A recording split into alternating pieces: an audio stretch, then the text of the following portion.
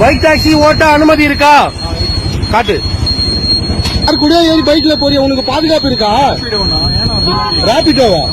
அப்ப ஆட்டோல போனதான் சேஃப்டி அப்படித்தானே? சரி, நான் உங்களை ஒரு கேள்வி கேட்கறேன். நீங்க ஒரு கஸ்டமர் ஆட்டோல வச்சு கூட்டு போகும்போது கேப் காரன் வந்து நடுவுல மறுபடி வலிச்சு நீ ஏன்டா ஆட்டோ ஓட்டுற, பர்மிட் இருக்கா அப்படின்னு கேட்டா நீங்க என்ன பண்ணுவீங்க? ஆட்டோக்காரங்களாம் கஷ்டப்படுறாங்க, நான் ஒத்துக்கிறேன். கடன் வாங்கியோ லோன் வாங்கியாவது நீங்க ஆட்டோ வாங்கி ஓட்டுறீங்க, நாங்க இல்லைன்னே சொல்ல. ஆனா அது கூட இல்லாத சில அடிப்பட்ட மக்களும் இருக்காங்க. குடும்பத்தை ஏதோ ஒரு வகையில காப்பாற்ற முடியாதான்னு சொல்லிட்டு தான் இங்க ராபிடோ, யூபர், டொமேட்டோ, இமோட்டோ எது ஓட்டுறவங்க எல்லாம் இருக்காங்க. அவங்கள்ட்ட வந்து வன்மத்தை காட்டுறீங்க. நிறைய படிச்ச பட்டத்தாரிங்க வேலையே கிடைக்காம இந்த வேலையை பார்த்துட்டு இருக்காங்க. அப்படி உங்களுக்கு கோபத்தை காட்டணுமா, வன்மத்தை காட்டணுமா? நான் சொல்ற 2 பேர்ட்ட காட்டுங்க. முதல் விஷயம், கவர்மெண்ட்டை போய் கேளுங்க. கவர்மெண்ட் அப்ரூவ் கொடுக்காம ஒரு விஷயம் நடக்காதுல்ல. இப்ப ராபிடோ, ஊபர், ஜொமேட்டோ எல்லாம் வந்துச்சு, காரணம் யாரு? கவர்மெண்ட் தானே. அப்ப கவர்மெண்ட் தான் நீங்க கேள்வி கேட்கணும். 2வது பொசிஷன், மக்களை கேள்வி கேளுங்க. ஏன் வந்து ஆட்டோல வந்து இப்ப ஏற மாட்டீங்க, என்ன ஆச்சு ஏதாச்சும் மக்களை கேளுங்க. அதை விட்டுட்டு கஷ்டத்துக்கும் வறுமைக்கும் ஓட்டுற ராபிடோ கார்ட்டை பிடிச்சி ஏறதுலாம் ரொம்ப தப்புங்க.